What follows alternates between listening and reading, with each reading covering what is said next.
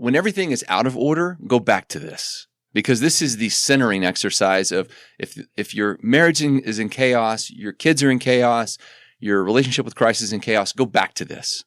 So, and this is biblical. This is the way the Bible teaches us to do this.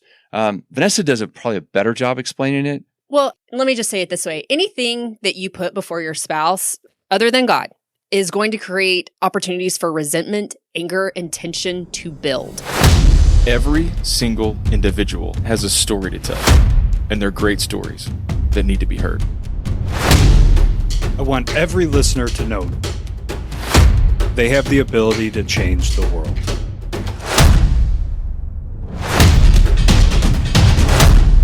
Welcome to the 1720 Podcast. What's up, Mountain Movers? Welcome back to the 1720 Podcast. We're honored to have Vanessa and Scott Martindale with us. They are from Blended Kingdom Families. Their book, Blended and Redeemed, was recently released. You might have seen it on social media. And cool thing, in 130-ish episodes in, this is our first couple joining us together to hear how y'all met, the story of coming up, and the impact you're making out there. So welcome to the show.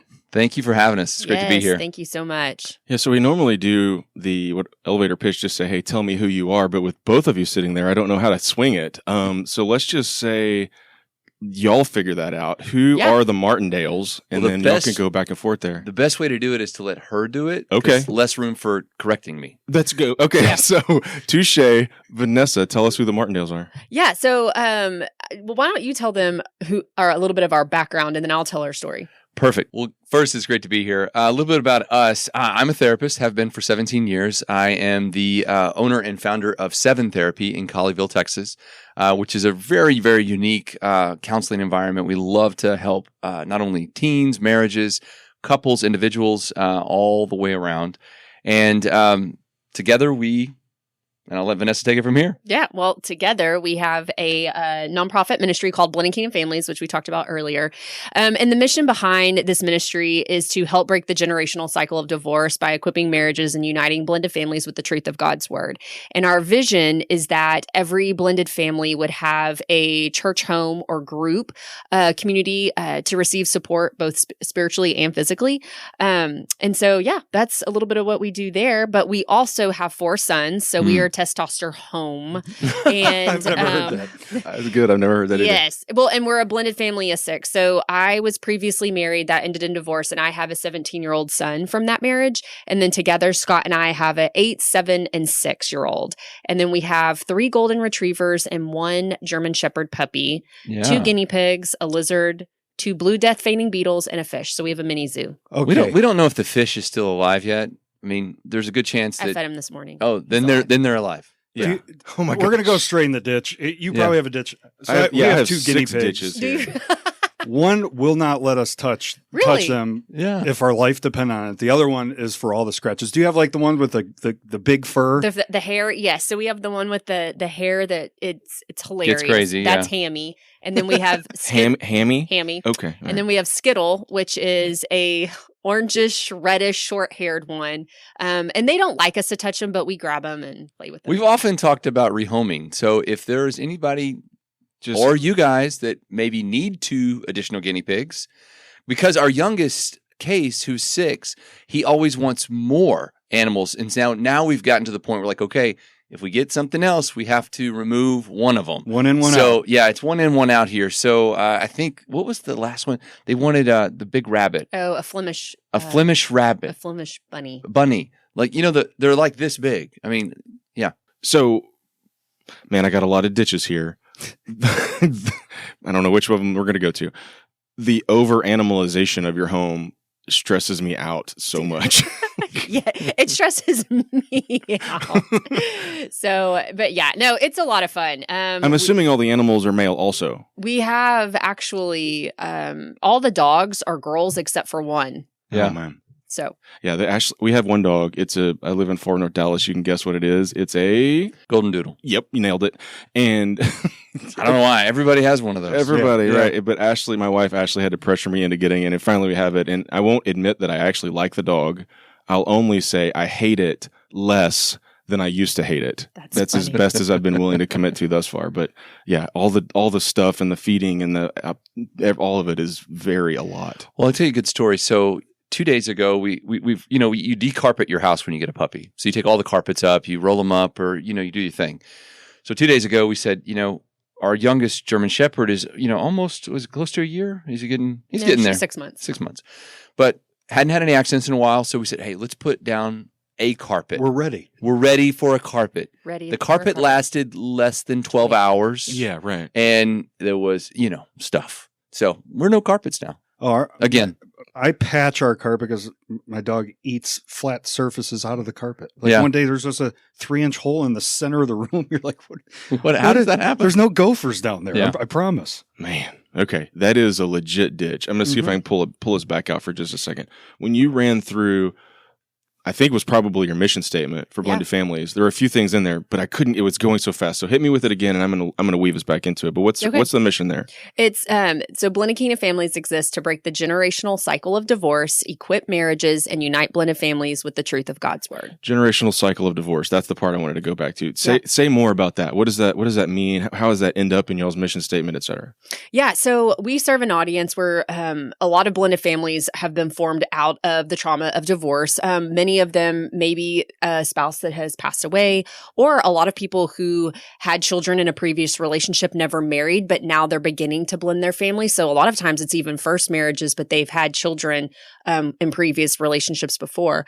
But we typically see that in second marriages, third, and so on, the rate of divorce increases significantly. So going into marriage, if it's your first time marriage, you're already at a 45% chance of divorce as is, given our society and everything that is going on. Once you've walked through a divorce and you've remarried, now that goes up about 10% each marriage. Oh. Wow. And then you will typically see children who come from families that have experienced divorce or have that generational cycle of divorce typically will go through that themselves. And so we really want to, a part of our mission is we really want to help break that because I don't know if you know who Dr. Tony Evans is. He has this powerful quote in his book, Victory in Spiritual Warfare.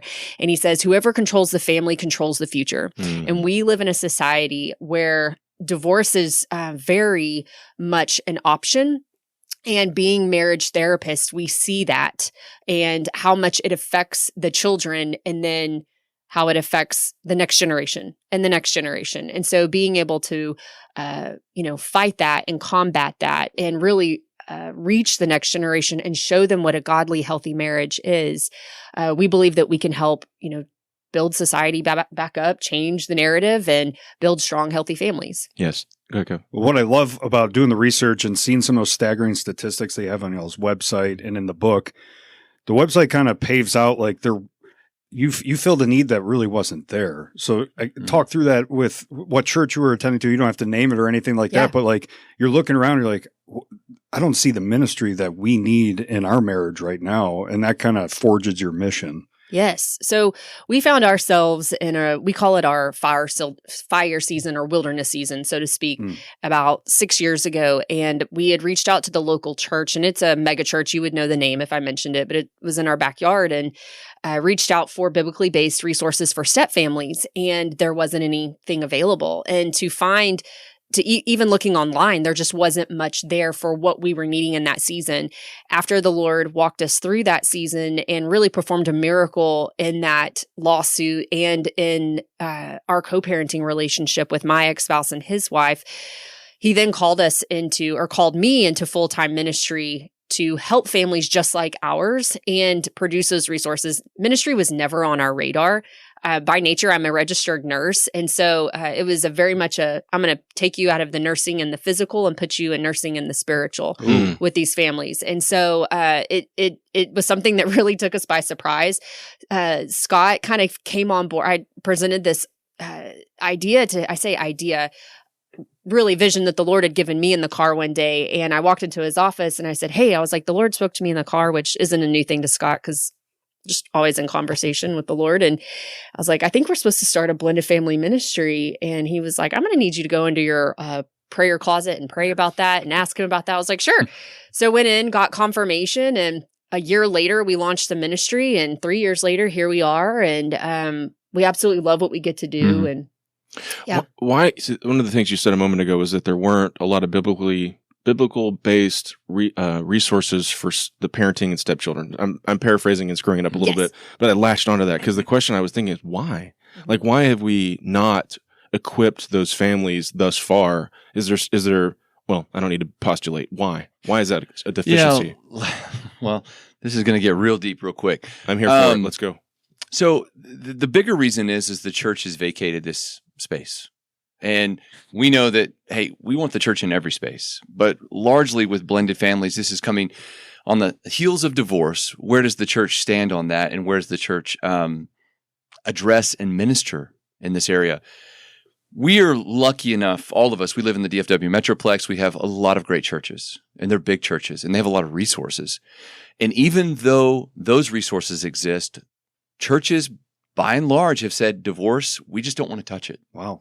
And so many families walk in shame and walk in an absence of resources, biblically based, because the church doesn't supply those. And do you think the church is? I'll take this as deep as you want. You think the church has backed away from it because it seems or feels or is so just taboo? Like it's easier to not touch it? I think people look at it, and maybe the church looks at it like, they preach on marriage permanence so much that when you do go to the divorce, it's like, let's use my example. I grew up in a very conservative Church of Christ in Middle America, Texas. If you got divorced, you weren't welcome. And I can feel that. I grew up in a small Southern Baptist church in Southeast Texas. Yeah. The Smiths are no longer together, and so we haven't seen them in 6 years. I get that idea. Yeah, the Smiths have left their pew seats. They're now available. You can go and sit in their seats, and here we go. Moving up a row. It just didn't. Yeah, exactly. It just wasn't addressed. And I think people who are living with divorce or have gone through divorce feel so much shame. Now you add on top of that the church doesn't resource them. Now they feel like they can't even belong in a church. And the community that is associated to church is really associated to the Good Jones family. Mm-hmm. And if you're in the Good Jones family, you're accepted and you're related to and you're included. Well, I think that's where we missed. That's where the church missed. And we don't say this to bash pastors. No. We know that they have pastors. a ton of things on their plate. And so what we have done as Blended Kingdom Families is we've brought them that resource that says, if you poll your church and say, how many of you are in a blended family or know a blended family or part of your family is blended, you're going to get the majority of hands. Yeah, because divorce rate's 50%. Exactly. Right? And it's no different inside the church. So what we've done with pastors is said, listen, we know your plate's full, but we're going to give you a resource. This is why the book and the study guide have so much, they have a wide range of applicability. Is a pastor can take the pastoral guide, learn about the book. Somebody in the church can teach, a small group. But to answer your question is we want to get the church up to really where the current ministry needs are. Right. Well, and I see that in other areas, and I won't pick on any particular one, but I've said it on here a jillion times. I'm a member at Watermark. Mm-hmm. We have 1 million ministries. Unbelievable ones. And for all sorts of little niches or issues or areas, there's just, every night the place is packed with ministries. Mm-hmm. And they're derivative, as I understand them, generally of people doing exactly what you did and raising their hand and saying, hey, we do not have a care ministry for people who have lost a child. Oh, now we do. You're in charge of it. Let's do it. But it requires usually, at least my experience, someone like you guys saying, I see a need, I will lean into it. Mm-hmm. But I was just curious if there was just that need the hand hadn't been raised, or if there was a theological reason why the church had sort of leaned out, or if just the timing hadn't occurred or what. Yeah, for our church specifically, I don't know. I know that after we did approach them, they said, hey, we don't have this in our church, and would you guys want to lead it? And our dear friend and mentor, Pastor Jimmy Evans, actually had a book in their church library called Blending Families, and they said, could you write a curriculum off of the study guide in the book and teach it? We did, and the entire class filled up. There were no more seats available. How did you go from we need this resource to building the curriculum for it? They said, can you? And we said, sure. Yeah, right. Yeah. So how we got to Blended and Redeemed. So we launched in January 2020, and we knew off the bat that we were supposed to have a video, podcast, and blogs. So we kind of started with that, but then we were just in prayer and we were like, okay, Lord, what does curriculum look like? What is it that you want us to feed your people? And we felt like he was calling us to meet with as many blended couples as we could. The goal was 100. We met close to around 60, but all over the world, from Australia, South Africa, the UK, Canada, and the United States. We met with all of these couples. We developed a survey that we then had analyzed some data and research pulled from it. And then we also did a face-to-face interview via Zoom with every couple. And we asked them questions, what is it that you're struggling with? What resources are you needing for your marriage, for your children, for your blended family? Is your church equipping you? Things like that. And so we wanted to get an idea of what it was that people were needing. And, why you divorced? Did you seek any counseling or, we asked mental health questions. I mean, a gamut of questions. Do you pray together as a family? Do you eat dinner together as a family? Just asking the common things that bind families together. Like, are people even doing these things? So we gathered all of this research and we took the top talked about topics. And this ranged from, it was all over the board, but it ranged from, what does the stepchild call the step-parent? Mom or stepdad? I mean, and some people are like, that's not a big deal, but it was something that was talked about with almost every couple. Almost every couple had endured some type of litigation lawsuit.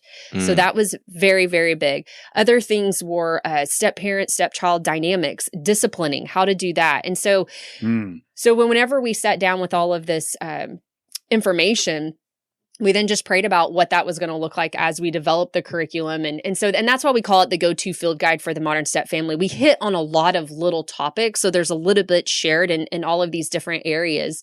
And then we developed the study guide and then the pastoral guide as well. So people can use it in their church. They can adopt it and have a class or start a home group or a life group, so to speak. Or, they can do it in their home or in a community group. So if the church has taken, as you said earlier, I think it was like an absolute position with respect to divorce. Me use a different word, but very binary. Like you do not, and if you do, goodbye. Like that has sort of been the traditional approach. I'm guessing that leaning into the text, like leaning into the Bible to find guidance for these issues, my mind says that's hard because you're not going to find blended family examples in the Bible. So how do you take these ideas and these issues and wrestle them into the text? Like how did that process take place? Well, I mean, or tell me I'm wrong. It's okay too. I think there are a lot of blended family examples in the Bible, including Jesus. He had stepbrothers. Touche. He had stepsisters. Yeah. Joseph was not his biological father. Right. And again, the issues that the church are facing is more of saying, hey, we need to address these things because people hurt in them. So there's not a lot of pastors that go up and teach on, resolution from divorce, forgiveness from divorce. A lot of people feel like divorce is the unforgivable sin. Yeah. Like you can't be divorced and be blessed.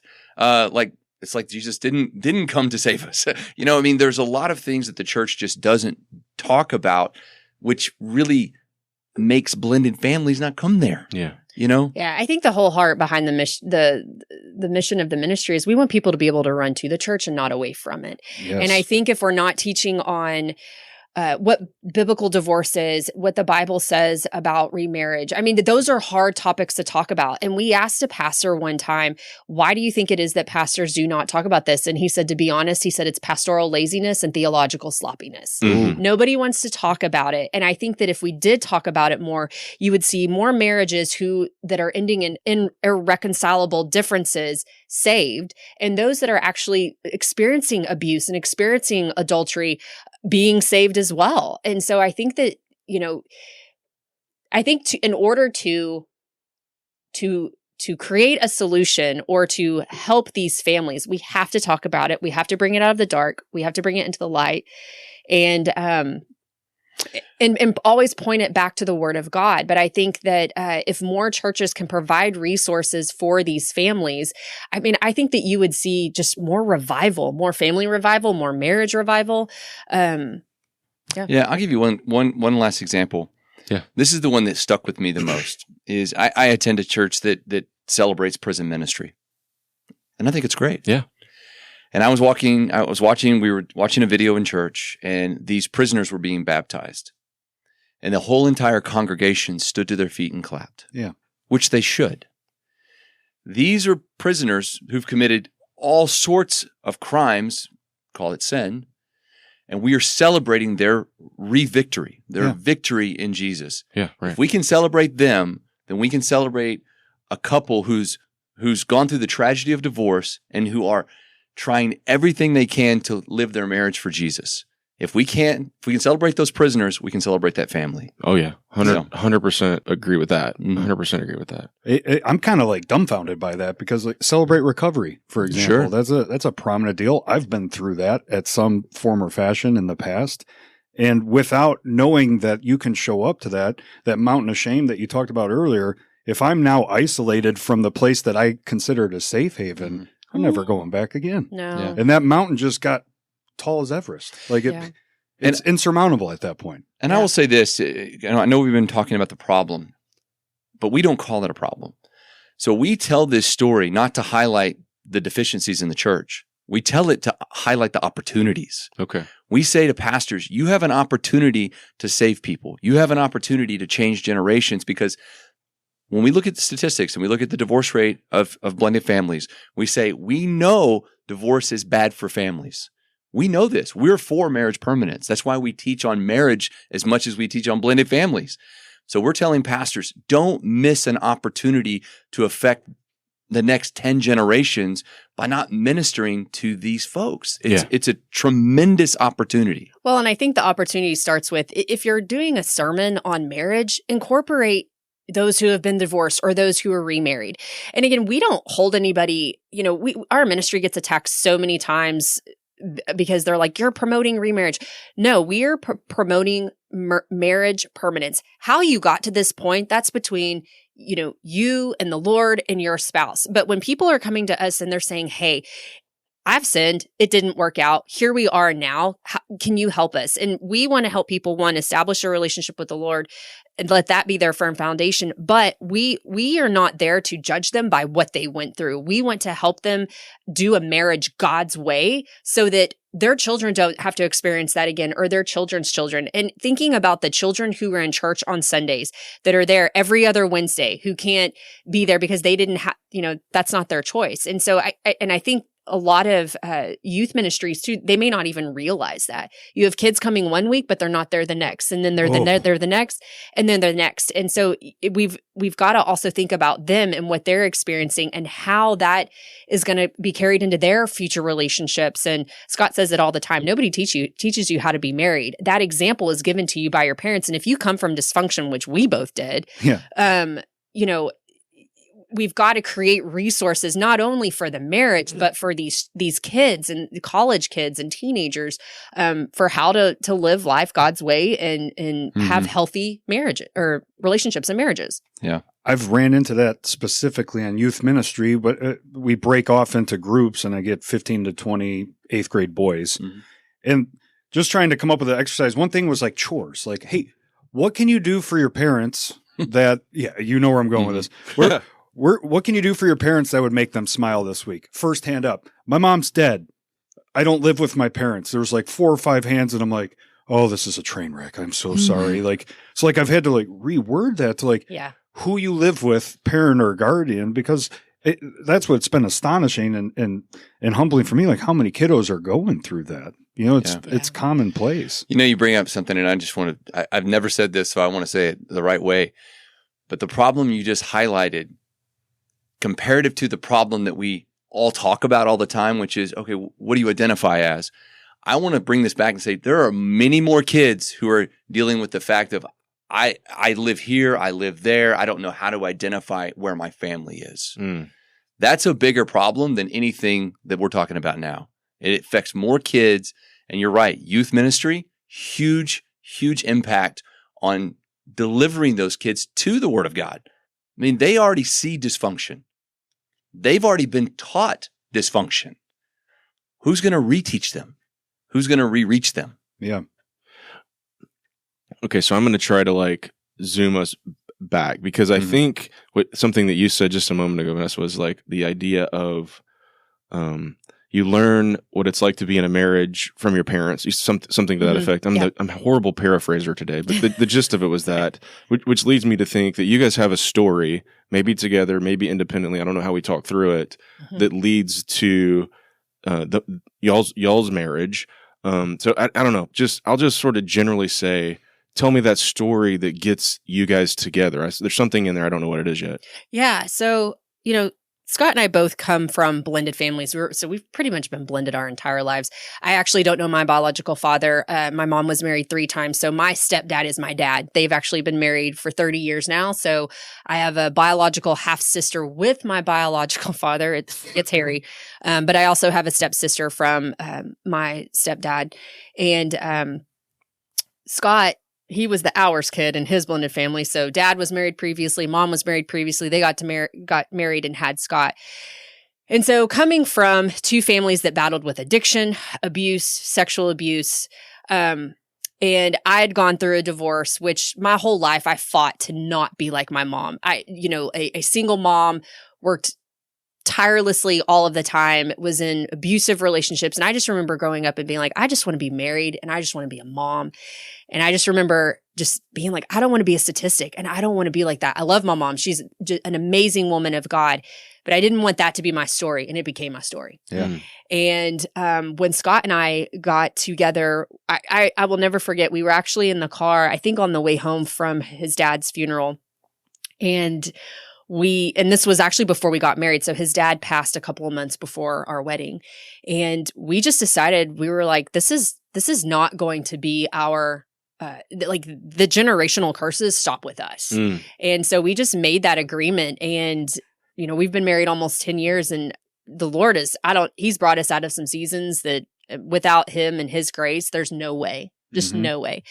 I don't know if you want to add anything. Yeah, I would just, again, I know people who are listening, and I always try to tie it back to anybody who's listening to this. Dysfunction is something that is in a lot of our stories. Oh, yeah. We joke about it. We're like, how did we turn out normal? I have no idea. I don't know that we're normal, but normal comparative to our parents. Jury's still out. Jury way out, but I'm just saying, like, some of the stuff that they did, I'm like, you got to be kidding me. Yeah. And so we look at this, and this is not a lottery. You don't just get lucky and get the right spouse and stay married for 50 years. This is not a game of, we were just meant to be together. He's my soulmate. So there was never going to be a problem. The solution in all of this is putting Jesus at the center, putting your marriage right behind that, and then putting your kids right behind that, and then putting everything else behind that. Yes. And it takes incredible intentionality. It takes a lot of work to do that. And it takes a lot of grace and a lot of forgiveness, because I say this, we teach this marriage stuff and we still get it wrong. Oh, yeah. Sometimes more than we get it right. Yeah. But we have a lot of grace and forgiveness for each other. And that's what we really see as the generational difference, is we can do that. And we know that our obedience is going to affect our kids, our boys, which we talk about a lot, is going to affect them in a way that hopefully they know how to do marriage. Well, let's get into the work, like the work that y'all's ministry is set up on. And you just said something like kind of order of operations. I call it the totem pole, God, family, work. Most of my life it stood on its head. But there are plenty of times where I get home and I'll grab my daughter, give her a big hug and kiss, and then go into the kitchen. And my wife is second fiddle to that. And you mentioned the order of operation of spouse before children. Like, what are some tips and tricks behind that with Jesus at the center? Yeah. So before I say why, let me also say this. When everything is out of order, go back to this, because this is the centering exercise of if your marriage is in chaos, your kids are in chaos, your relationship with Christ is in chaos, go back to this. Okay. And I'll tell you why. So, and this is biblical. This is the way the Bible teaches us to do this. Vanessa does probably a better job explaining it. Do you want to jump into this one, or you want me to? Well, I think so. Let me just say it this way. Anything that you put before your spouse, other than God, is going to create opportunities for resentment, anger, and tension to build. And so whenever we're putting our children above that, just like Scott was talking about, we're throwing things out of alignment. So I call it the golden triangle, and we talk about it in the book. But if God is the point and your spouse is one corner, your spouse is the other, the closer that you both are growing in your relationship towards Christ, the closer that you are going to grow in relationship towards one another. And if you are putting your children or your hobbies or your job or anything above that, it's going to create opportunity for the enemy to come in and sow a wedge of disunity or chaos or dysfunction. And so the things that we recommend when you do that, or to keep your marriage in that in that place that it's supposed to be in, continue to do your date nights. Are you praying together? You would be astonished at the amount of couples, and I'm talking like worship pastors that come to see us who do not pray with their spouse. There is something so powerful about praying with your spouse when you can both come into the presence of God together and bring heaven down to earth, and you just decree and declare these things over your children and over your family. Man, that is some spiritual armor, and that is a mighty weapon in the hand of God. When you can do those things together, when you can, Scott and I always talk about setting your marriage up for success. So doing things throughout the year, we try to take it like a quarterly getaway, kind of either it's a staycation or like weekend getaway, just the two of us without the kids, so that we can connect and make sure that we're on the same page, doing daily touch points, doing weekly touch points every night. Our kids, we set aside time, we put our kids to bed, set aside time to check in with how our day was going. How are you feeling? What's going on? And then we also do weekly meetings. We call it a marriage meeting and a business meeting. Business meeting is the schedules. Hey, you're going here, I'm going here. What's going on? Marriage meeting is, hey, you know what? You remember when we had that talk earlier this week? I really didn't like the way that went, and I've been kind of festering on it. Like, let's talk through that. And it's keeping your marriage a priority, because anything that you put above that is going to, we see it all the time, especially in blended families. And I will tell you that it's probably one of the number one causes of divorce in blended families, next to finances. And that is, you come into a blended family, you have an alliance to your child, because single mom for 6 years, right? Right. Come into the marriage with Scott. I don't know how to make him my priority, and my kid is my priority.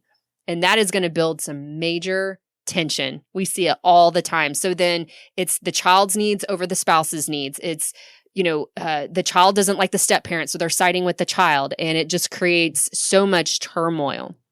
Yeah. I want to touch one thing deeper that she said, that I if I could leave your listeners with anything today, I don't care if you're blended or if you're not, praying with your spouse is something that you need to be doing. And I'm going to give you a statistic, and then I'll tell you why. Statistically, less than a 1% chance of divorce if you pray with your spouse daily. That's a big number. Well, that's a little number, but that's a big statistic. It's the biggest statistic that I'll say today. Less than 1%. So then you ask yourself, why? Why does that exist? Why is that less than 1%? So praying with your spouse, not only is it intimately connecting with God together, and I'll say this too, I know that's not easy, guys. I understand. I'm going to understand the complexities of some people. Just, praying is social. They say it's personal. I think marriage is pretty personal. Yeah. I think it is. So it's personal, or, I'm afraid, or I don't know what my spouse is going to say about my inability to talk eloquently to the Lord. Jesus doesn't care. Yeah. He doesn't care if you can say all the right words and the right phrases, and you forget to mention all the these and the thous and the thank yous, and doesn't care. Yeah.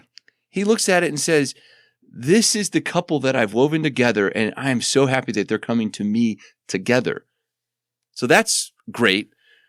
Then you look at the spouse's connection. I mean, spouses bind in humility and love, right? Humbleness.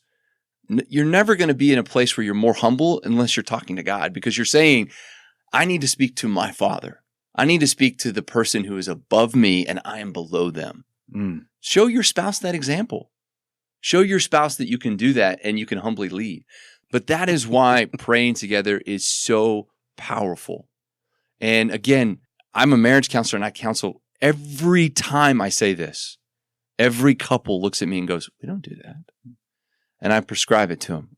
Good. Go do it. Here's your script. In the book, we even lay out the prayer. Like, you can just read the book and read the prayer and say, this is what we're going to say to each other.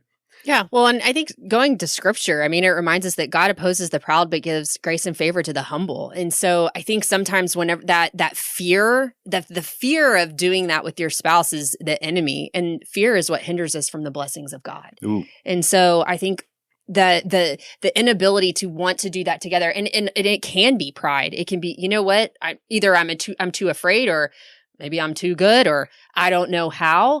When we can remove that and humble ourselves, man, watch what God can do, because there will be some major breakthrough there. Major breakthrough. Yeah. We need to try that. Haven't done it. But it's just like putting the reps in. It will be awkward at first. And I noticed this through, we kind of call it our marriage on pause, like the date night thing. Well, when my daughter was from 0 to 2.5, let's call it. And then we could kind of feel that, not separation as in like we're separating, but just like we're distant. Space. And we're like, okay, we need to make it a goal. We're going to date once a month. And that was the goal. The first one, we showed up and it was awkward. Like, what do we talk about? Yeah. Like, talk about Quinn, our daughter, the whole time. And like at the end of the lunch, I was like, I got concerned. I was like, oh man, this isn't good.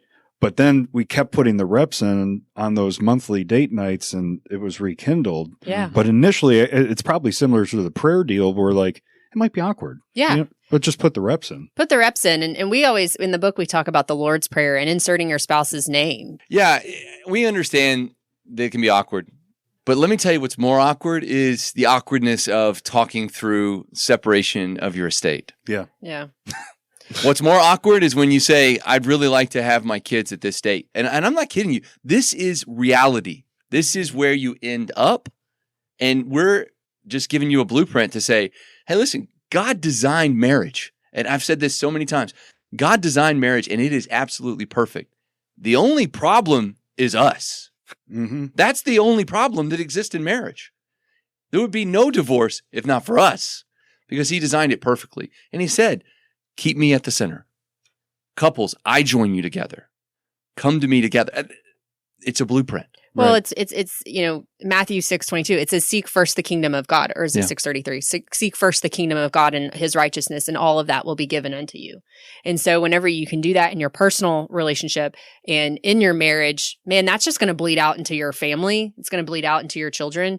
And marriage is a daily sacrifice of dying to self. One thing that Scott and I, and we're talking about it, guys. It doesn't mean that we're pros or perfect at it by any means. But one thing that we talk about is, every day, how can I serve you? How can I be the best servant to my husband? And so I'll ask him like, hey, what can I take off your plate today? Is there something that I can do for you?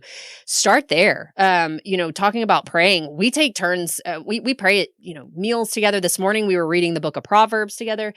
But at nighttime, we always take turns praying. Scott prays one night and I pray the next. And mine are very long-winded. His are very short and to the point, and that's okay. Personality differences. It is. But just starting somewhere, and like you said, putting in those reps. And yeah, it is awkward. We talk about in the book, like leaving the distractions at home, whenever you're on the date night, don't talk about the kids. Like talk about your goals for your marriage. Talk about what it is that makes you guys excited about one another. What is it that you want to accomplish? Doing a vision retreat. Pastor Jimmy Evans has a resource called the Vision Retreat Guide, and it's at exomarriage.com. And you take a weekend together, a couple of days, and you do this workbook, so to speak. And man, you get into some hard things, but you're actually writing out goals and prayers for your marriage, for your children, for your family. And it's really cool to go to do it at the beginning of every year and to go back the year before and read what God spoke to you in that season or in that weekend, and then how that transpired throughout the year. Yeah, I really feel like there's somebody listening to this that's really struggling in marriage. Yes. Yeah. And I just hope that, if you've stumbled on this thinking it's blended family, and we're going to talk about blended families, I'm sure, but if you're struggling in your marriage, there's so much hope for you. There's so much guidance for you. And it's just never too late to turn around and say, hey, wife, husband, I know we've messed up, but I would just love to take your hand, and can we just pray? Just humble ourselves to the Lord and say, we have messed up and we need you. So if that's you and you're listening, that is step number one. Mm-hmm. Yeah, I think the second to that is full submission and surrender to God is the safest place any of us can be. So whenever we can get to that point with our spouse and just lay it at the feet of Jesus and say, okay, here it is. Here's all of our mess. Here's all of our yuckiness and brokenness. And God, we just surrender that to you. Yeah. Jesus bore every one of our sins and wrongdoings on the cross so that we didn't have to suffer or carry that. And so if you're that couple that's there today, know that there's hope for you. We love Luke 137. It says, "For nothing is impossible with God." And I love this quote. It's that impossible is where God begins, but miracles is what He does. And there's nothing too impossible for God with your marriage. Yeah. So let me take us kind of along those ideas of tips, right? You guys have seen lots of marriages. You've seen and counseled with lots of folks, probably individuals and couples. Like, what are, holistically, like things that you see reoccurring or tips that you could pass along? I mean, we've had 3 or 4, 10 or 20 good ones already, but I don't want to miss like the top 5, just conversationally miss something. So top, whatever tips, ideas, issues, problems, whatever that you see for those folks that are listening out there. I'm like, I could use a good one right now. Hit me. Yeah. Let me throw one at you. Y'all have doctors? Yes. You have a family physician? Yes. You do? Somewhat. You probably know their name, right? Yes. Okay. Do you have a family marriage counselor? No. Why? Well, okay. I could tell you the social answer to that question. So the social answer is awkward. Yeah. It's like, no, we don't have one because we don't have problems. Right. Yeah, there's a stigma. There's a stigma, and I don't want to associate with said stigma. Yeah, we are perfect, and we don't associate with those places. So right. So Vanessa's got a ton of good ones. I'm gonna hit this one because again, it's one of those. It's a stigma. So I created a counseling center called Seven Therapy. I encourage you to look at the website. It's SEVNtherapy.com. Spelled differently, it is different. It is the most unique counseling environment that has ever been created. It is really cool. And people walk in and they say that this is really cool. So why did I do that? Why did I feel like it was important? Because the stigma of counseling needs to go. All right. There are great people who are trained to help your marriage and are trained to help you work through problems. And counseling should never be the concept that you look at and say, only the weak go. Because I will tell you, the strong go regularly. Yeah. The really strong marriages, they will tell you who their marriage therapist is. It's like the car analogy. The car analogy. With the oil. The oil, yes.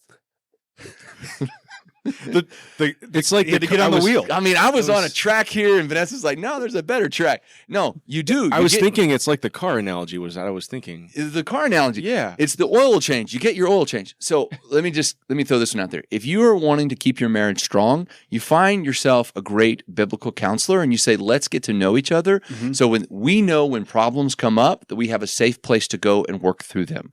Those people that you don't have to get to know them again.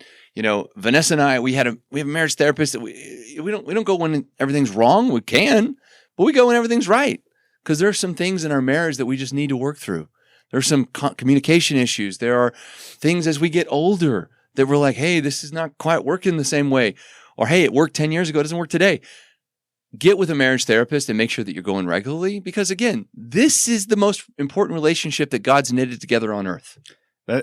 That's profound because how I view it, just my personal journey, it's if all else has failed, I'll show up at 7, right? I have no other option. Let's give this a try. And that actually, with friends in my circles, like that's some advice I give them. Like, have you tried this yet? I haven't. 100%. But like here, actually sent yours to somebody. Have you tried counseling?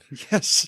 Well, and I would say I will give a double down refrain to what you're saying is there's a ministry at Watermark called Reengage. Yeah. 100%. And their tagline is not like, if it's broken, we'll fix it. Their tagline is you can go from 2 to 10 or 7 to 10 or 9 to 10. Like you don't have to be at a 0 to go. Yeah. I've kind of jumbled that too in paraphrasing, but that's the gist of what y'all are saying is like, you can be at 9 clicking, everything feels like and you still go. Yeah. Because you're trying for 10. Well, and that was the whole car analogy. It's like we take our car in regularly to get the tires rotated, the oil change, things like that. We don't wait until our car breaks down. So it's maintenance. So doing marriage maintenance, your marriage does not have to be in crisis for you to go and see somebody. Scott and I have gone, we used to go every week, and not because there was something wrong with our marriage, but we had a lot of life going on and we both were feeling the tension, and it wasn't the tension with each other. We were just like, man, we are like there was probably a lot wrong with me. Well, I'm not going to lie. Well, and our therapist was like, this is what is great about having a neutral party, because you will say things, you will speak things, you will do things that you're so like tunnel visioned. And it's great to have people from the outside saying, hey, I'm hearing you say this a lot. Can you explain what you mean by this?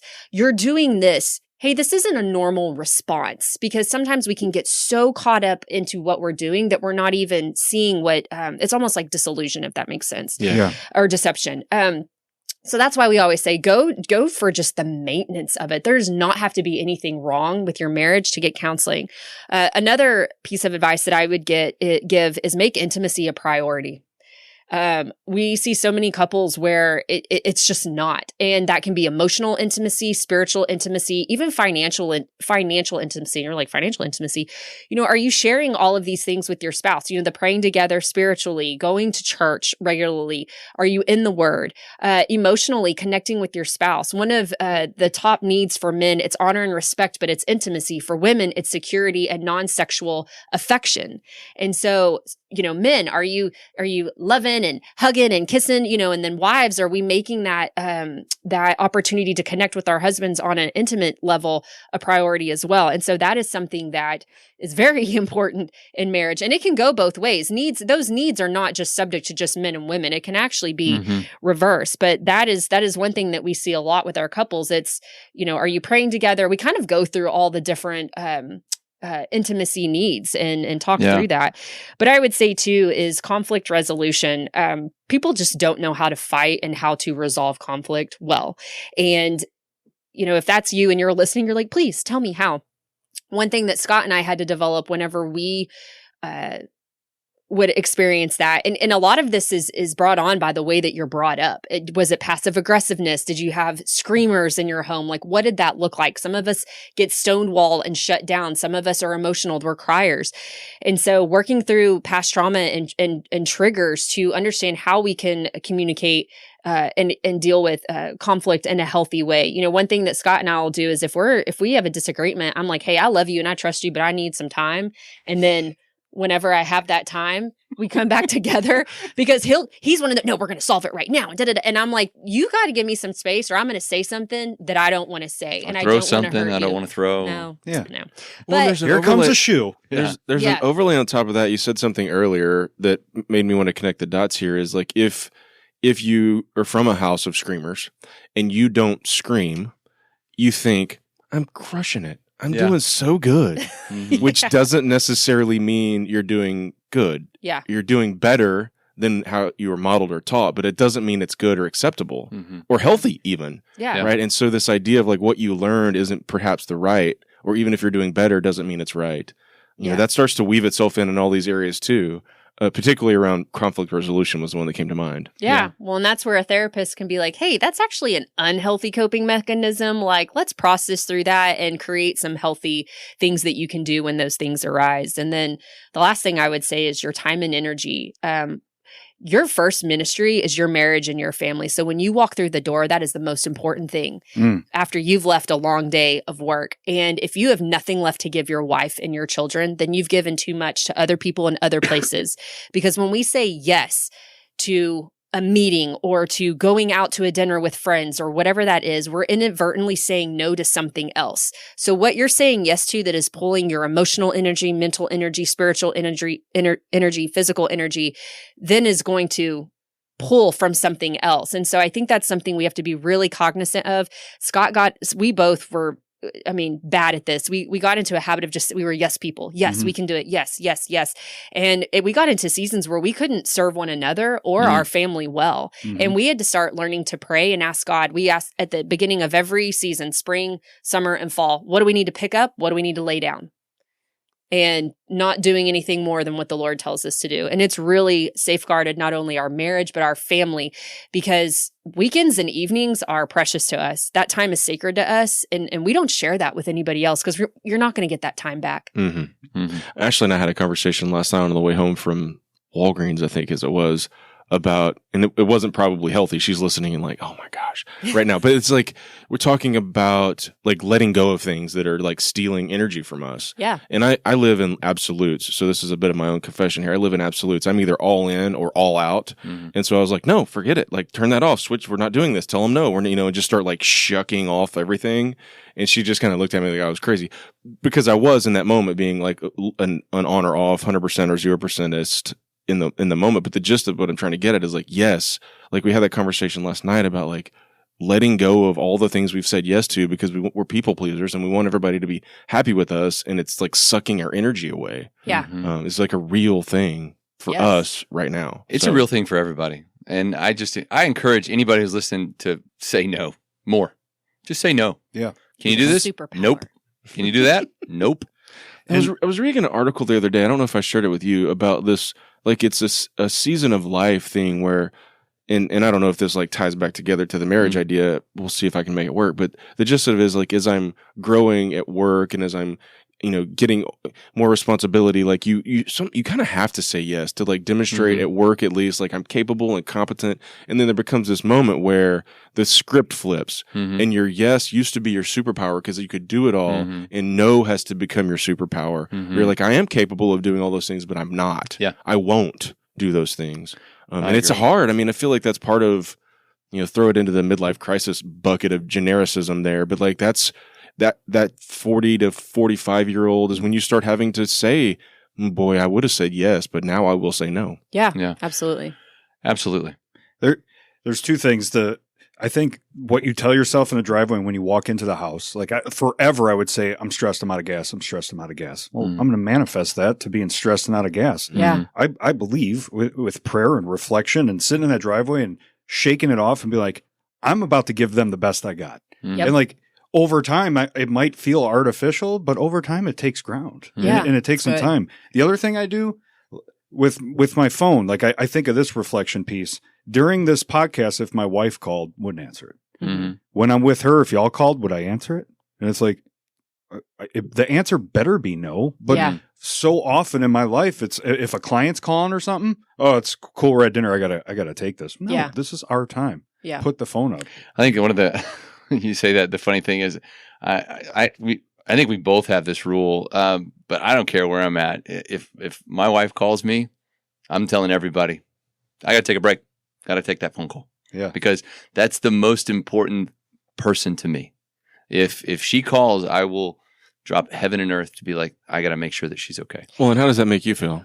Oh, no, it makes me feel, I know that 9 times out of 10, when I call Scott, he's going to answer. And I know that if he doesn't, he's in a therapy session with the client. Yeah. But if it's an emergency and I've called 3 times, then he will step out, which he has done before, which has happened. There are emergencies that have happened when I got to tell this story real quick. Now that you're saying that, I'm in a therapy session one time and she is 8 or 9 months pregnant at this point, calls me 1, 2, 3. I say to the client, I'm really sorry. I've got to step out and take this.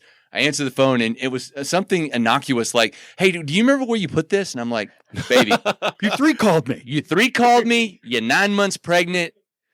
You need to have some gauge here of what's going on. I'm sure that went over really well too, based on her being 9 months pregnant. Yeah. I'm sure that worked. Yeah. It's... But anyway, I understand this concept, and again, what we've really talked about in this podcast are so many practical things. Yeah. It's like, listen, guys, we want you to have a successful marriage, so that means like all these practical tips of like, and then at the end of the day, you're going to mess up, you're going to fall. So have that relationship where you can come back together and say, totally messed this up. It's been in my mind since you said it, and because I'm ignorant to it, I don't know it. So like in a blended family, y'all come together, the child or children that you brought, when and how do you have that conversation that now this is the priority in the order of operations? How does that even go down? I think, man, I don't know. I think we figured it out along the way. And here's the thing that I would say is when we were blending our family, we didn't know what we needed to know. Yeah. And looking back now, I would tell my younger self or anyone that is beginning to blend or you are getting married for the second time, get in community and get resources and get into counseling. Yeah. I wish that we had done those things from the beginning. We did some things right. We were in church and but we didn't have a whole lot of community. We were in counseling, and I think we just naturally, that was just something natural to us. But looking back, I think and talking with a lot of blended couples, it's just something that they don't realize. Too in love to realize it. Too in love. But when you're blinded by love and beauty, you don't think about going and getting help. Yeah. The honeymoon season. Exactly. But yeah, I think I looked at what my mom and dad did, my mom and my stepdad. When my mom and stepdad got married, and I came from a family of pastors, so it was very much, I remember my mom saying, hey, my husband comes first, because I felt like my mom was being taken from me and I was her first. Totally. I get that. Yeah. And so I remember growing up and experiencing that. And I was like, okay, I guess I'm like bottom on the totem pole. I just remember that. But the one thing that my mom and dad always did was put their marriage first above me and my stepsister. And so I knew that when we came into our marriage, that was important. And we talk about it in the book. It was hard. It was, because there were times when we would get into arguments and I would retreat to Michael. Like, he was my safe place. And that was not a healthy, emotionally thing to do. Because I just hadn't processed out all of my stuff. And he was more of like a friend to me than I treated him like a son. And that was something I had to go to journey on with myself and break off and work through. And so it took some time for me to face those problems and those things with my spouse versus retreating and going back to what was comfortable, which was a life of being a single mom and with Michael. Right. I get that. So are there, I know you can't talk specifics, but like through this and working people through it, do you have stories of impact of like you've seen salvaged marriage, all of the above, like any specific examples like that where they were walking through this? Like, one thing that I'm thinking about is like, if you don't work on your marriage and you have kids, like, but when you become an empty nester, how awkward is that going to be? And do you become a statistic that late in the game? Most people do. They will stay married just for the children, and they're more involved in their children's sports than they are with spending time with their spouse. And they're like, we're going to stay together until the kids graduate, and then when they do, they part ways and they divorce. So, but yeah, we encounter, we call them glory stories all the time through the ministry. And one recently, so our book, Blended and Redeemed, we have a study guide. So we have groups all over the nation. And one of our groups in Tennessee, the group leader messaged me through DMs on Instagram, and she was just saying, oh my gosh, she was just really boasting about the resource and how this one couple that came to their group, they had filed for separation, were already separated, and this was like their last leg. And after reading the first chapter on Refined in Fire,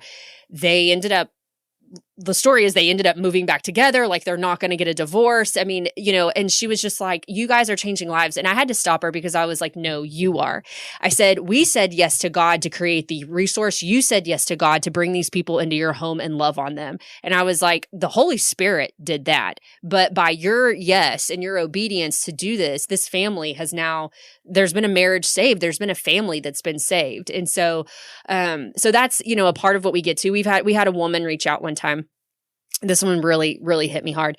She and her, they were beginning to blend, had not married yet, but were engaged, had gotten pregnant, and they were going to abort the baby.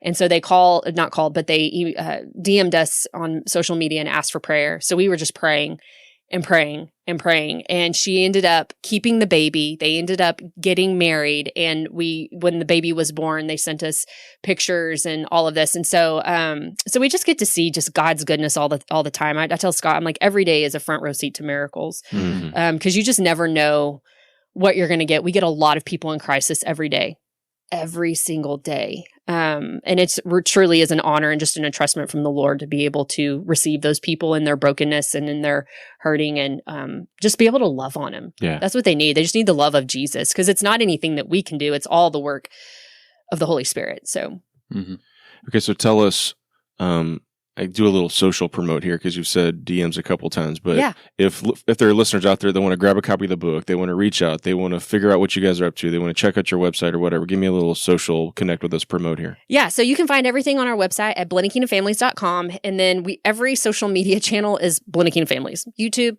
Blended Kingdom Families. Every we're on every podcast platform. So you can listen audibly or you can watch it on YouTube. So we do film our podcasts. So you can watch that on YouTube as well. But yeah, every podcast platform. And the book you can find on Amazon. You can find it on our website. You can find it on exomarriage.com. Those are our publishers. And all of our events that we attend, Scott and I travel with Exo Marriage and get to speak kind of like as their blended family arm. And so we travel all over the nation and speak at conferences. And just where we were at Pittsburgh this weekend with 2,000 couples, and it was amazing. So love to do that. And we do a local conference here. It's in February. No, September. We do. I'm going both of them. Oh. So we do an exo. I'm telling you, she don't let me miss a beat. So I mean, I'll just while we're paused down because the listeners can't see. She keeps pointing at the mic because you keep drifting off, and I would have never said anything. She's like, "We got to get back on top of that." There is having a wife is great because, I mean. I'm just saying, there are so many. The pause is just killer right there. Yeah. The other day I was pulling in a parking spot and there was an open door like 5 spaces away, and she made sure I saw that. No, she makes sure that we stay on topic here. So we do there's 2 major local conferences if you're in the DFW area. So number one would be in February, we do the EXO conference. So EXO Marriage, we do EXO at Fellowship Church. It is the best marriage conference in the world, bar none, period, end of story. So if you are wanting resources for your marriage, and I'm just thinking about, a lot of dudes listen to this podcast, right? Oh, yeah. A lot of construction. Man, I'm telling you, if you're a dude listening to this, I'm going to give you some things that are just going to help you right now. Number one, go grab your wife and say, hey, I think we should go to counseling. It'll totally throw her off. Number 2, tonight, you grab her hand and you say, listen, let's pray together. And then 3, you say, hey, in February, I signed us up and we got tickets to a marriage conference. We're going to go spend a weekend pouring into our marriage. You do those 3 things, she will flip backwards. And probably some other stuff that I probably can't say on this podcast. But I'm just saying, it will be good. Those 3. Yes. Okay, so that's good. And you need to get those tickets for the February conference soon because it sells out. It's almost sold out. Yeah, it's almost sold out. So exomarriage.com, go get a ticket. Second, if you're a blended family, we have a conference specifically for you. We host the largest blended family conference in the United States. It is absolutely phenomenal. It'll be at Fellowship Church this year. We have myself and Vanessa will be speaking, Pastor Jimmy Evans, Ed and Lisa Young. Ron Deal will be there. Willie and Rachel Scott, Jason and Lauren Valentin. We have Fellowship Creative along with special guest Michael Bethany. Pastor John Chasteen will be there. And then we have a therapist panel. So we do a therapist panel that are all in blended families. And we have Dr. Cassie Reed, Dr. Michael Maxwell, Scott. Yeah. We also have 2 pastoral counselors, Jason Valentin, Sean Reed, and then Charla Janeka as well. Yeah, it is an event for blended families. Yeah. And so the theme this year is breakthrough. So if you're looking for breakthrough in your blended family, you can go to blendedkingdomfamilies.com and grab tickets. They are on sale now. Yes, early bird pricing ends on Sunday. So if you get them now, you can get $10 off. And then there's premium tickets too, where you can get reserved seating and you get a special lunch with Scott and I. Yeah. That's awesome. So, and I think your office in Colleyville is fairly new, right? Yes. I pulled up to grab the books several weeks ago. It's beautiful. Oh, thank so you. if you're listening, you're in DFW, it's right here in Colleyville. It's local. Yeah. Predominantly our listeners are from this area. Yeah. So 7 Therapy. We can hook you up with a marriage counselor. I'm telling you, dudes, if you're listening to this, just totally throw your wife for a loop today. That you'll sound very busy. Yeah. That's a lot. But when you have a second, what do you do for fun? Football in the lake. In the lake, yes. So all of our boys play football. We have our oldest right now, he is a junior, but he will be a senior, plays Carroll football on varsity. So we love watching him and our 3 littles play football. Mm-hmm. We also go to the lake. That's our peace place. That's what we call it. We love absolutely doing that. And which one? Which way you headed? Cedar Creek. Yeah, we have a lake house on Cedar Creek, and we love just it's the detached place. You go out there and all this. It's like the wave of electronics stops at about the entrance, and you're like, we done, and it's fishing. It's it's getting out on the boat. It's taking the littles out. We did some fishing last weekend or 2 weekends ago, and that is. What else do we do for fun? Well, I like decorating. She loves decorating. And then what you like doing? Handy. I heard he was really handy. No, not I'm not a handy guy. That's a zinger from earlier. My if I have a hobby, it is I love playing poker tournaments. Okay. So like very large, like World Series kind of stuff, and that's my he kind of my hobby. Yeah, he's actually really good at that. He's not a gambler, so for everyone that's listening, ministry leaders, no, he is not a gambler. We're throwing this whole last hour out now. Yeah. No, but I enjoy playing. And it's playing the game, but he's actually very, very good at it. Yeah. So it is more than just the cards on the table, as you well know. It's a lot of fun. It is a game of mental game and all of it. It's the Hunger Games. Yeah. Is the game of attrition. Just don't get killed. Yeah. All right. So the way we usually wrap these things up is we go a book and then one big thing. We've got a bunch of big things, but I'll give you a minute to take a beat and to synergize that. But is there a book other than y'all's books that you think you got to read? Here's a must. It changed our life. It was a game changer. Whatever. Something like this. Like our listeners read. You got a big one. I'll take two. Y'all are pointing at one another because we're gonna have different books. Yeah. Okay. So go with it. Yeah. So one book that changed my life, and I mentioned it earlier, was Victory in Spiritual Warfare by Dr. Tony Evans. Second to that, for your marriage, I would say Marriage on the Rock by Jimmy Evans. Yeah.